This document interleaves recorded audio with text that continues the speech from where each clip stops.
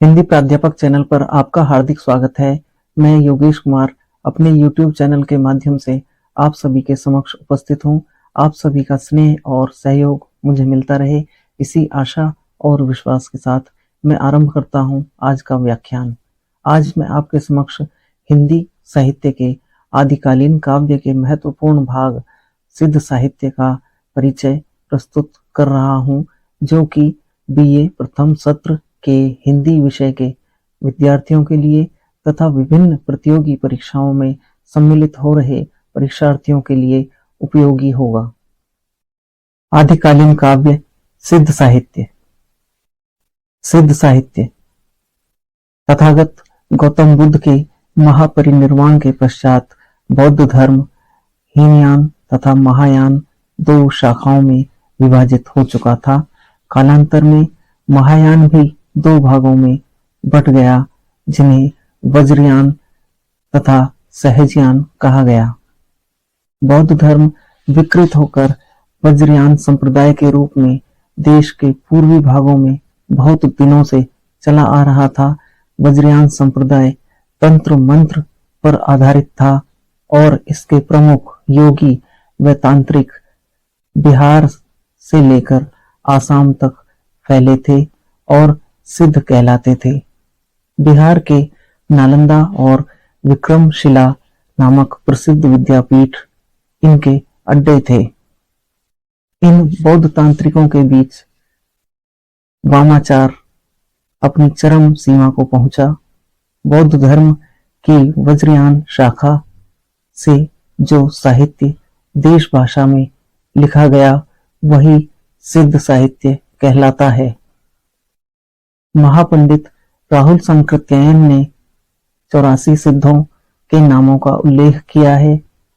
ये सिद्ध अपने नाम के अंत में आदर के रूप में पा शब्द का प्रयोग करते थे, जैसे सरहपा, लुईपा।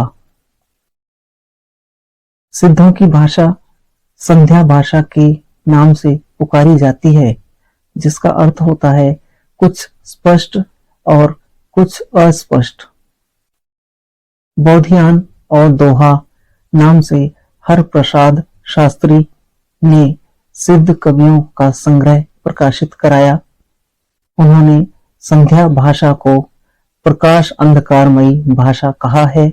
उनका मानना है कि जैसे संध्या में कुछ प्रकाश और कुछ अंधकार रहते हैं, उसी तरह संध्या भाषा में भी कुछ समझ में आता है, कुछ समझ में नहीं। सिद्ध साहित्य की प्रमुख प्रवृत्तियां या विशेषताएं। पहली प्रवृत्ति या विशेषता है जीवन की सहजता और स्वाभाविकता में दृढ़ विश्वास। दूसरी है गुरु महिमा का प्रतिपादन। तीसरी है बाह्याडंबरों पाखंडों की कटु आलोचना। चौथी है तत्कालीन जीवन में आशावादी संचार। पांचवी है रहस्यात्मक अनुभूति। छठी है श्रृंगार और शांतरस। सातवीं है जनभाषा का प्रयोग। आठवीं है छंदों का प्रयोग। नौवीं है साहित्य के आदि रूप की प्रामाणिक सामग्री। सिद्ध साहित्य के प्रमुख कवि। इन कवियों में सबसे पहला नाम आता है सरहपा। उनके बाद है शबरपा, लुईपा, डोम्भिपा, कण्हपा एवं कुकुरीपा। अनेक विद्वानों द्वारा प्रस्तुत तथ्यों पर आधारित यह था सिद्ध साहित्य का सामान्य परिचय। विशिष्ट परिचय आप पुस्तकों से प्राप्त कर सकते हैं। प्रिय विद्यार्थियों और साथियों, पुस्तकें ज्ञान का ठोस आधार हैं। पुस्तकें अवश्य पढ़ें। ऐसे ही अन्य महत्वपूर्ण व परीक्षा के लिए उपयोगी तथ्यों के साथ मिलते हैं अगली कक्षाओं में। आप सभी का स्नेह और सहयोग मुझे मिलता रहे, इसी आशा और विश्वास के साथ फिर मिलेंगे। धन्यवाद।